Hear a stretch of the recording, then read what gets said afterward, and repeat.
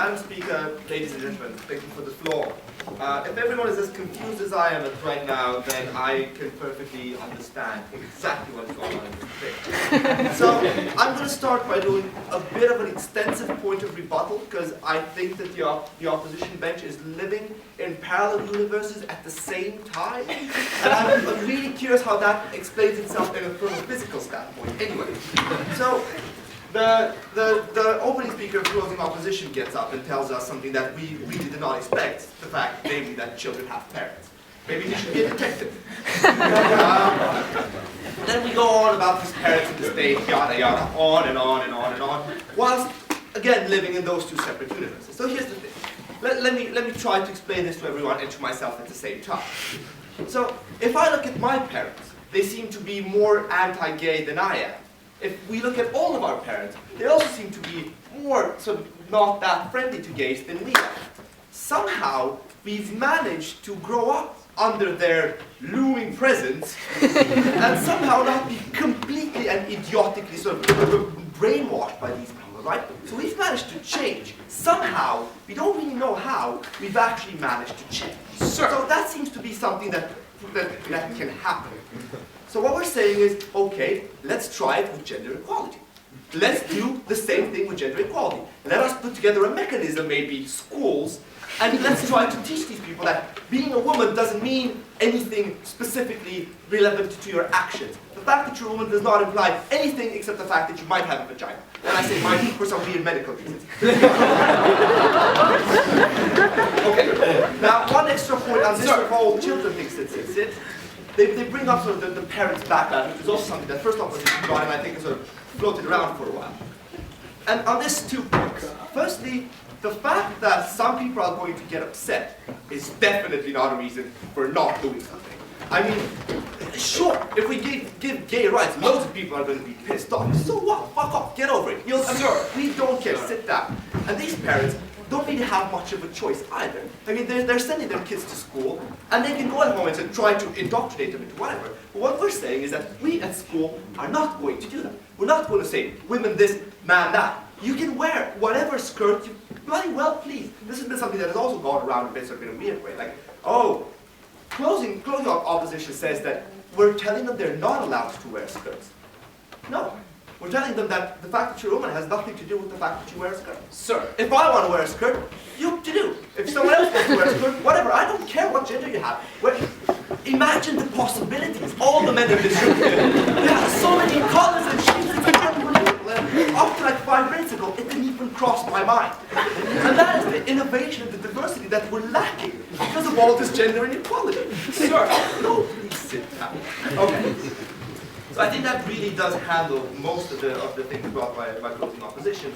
So I can go into sort of my nice summation. If someone wants to ask me a question, sir, you are ignoring the fact that a majority of people self-identify as a part of gender roles. Why should we hinder their self-actualization and ban them from congregating educationally?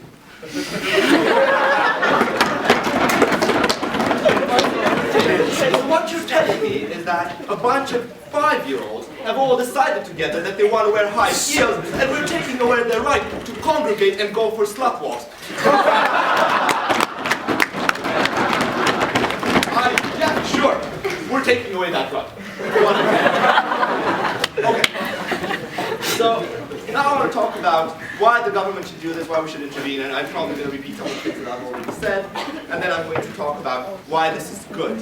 And I'm going to specifically talk about the harms that we eliminate by this, if we are led to implement this by the opposition. So, as this has been sort of mostly a first half thing, the sort of the role of schools and what schools are there for, and whether or not it's legitimate for us to intervene.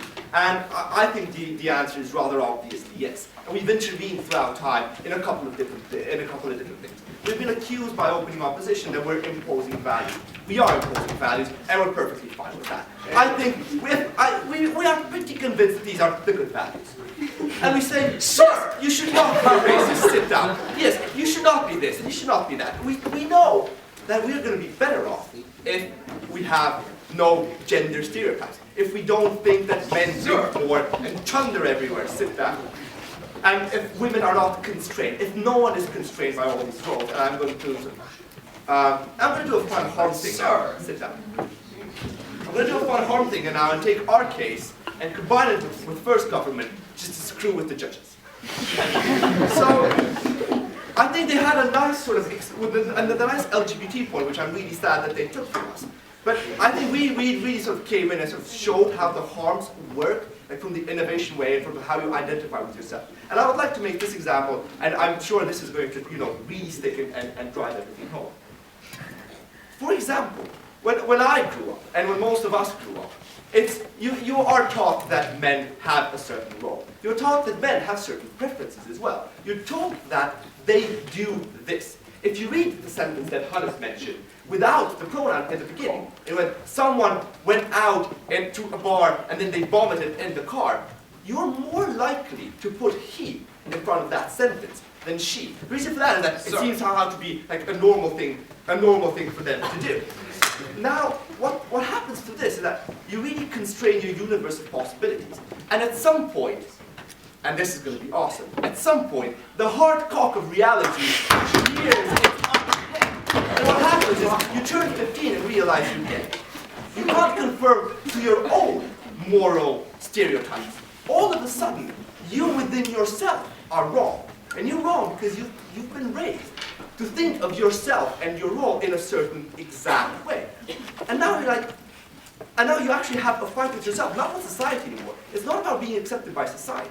The first step is being accepted by yourself. So what you've created is you have all these children, you have all these human beings, and you put them in a tiny box of different sizes. But they're quite small anyway. And whenever you go out of that area a bit too much, you're going to smack your head on that box. What we're saying is we don't want those boxes.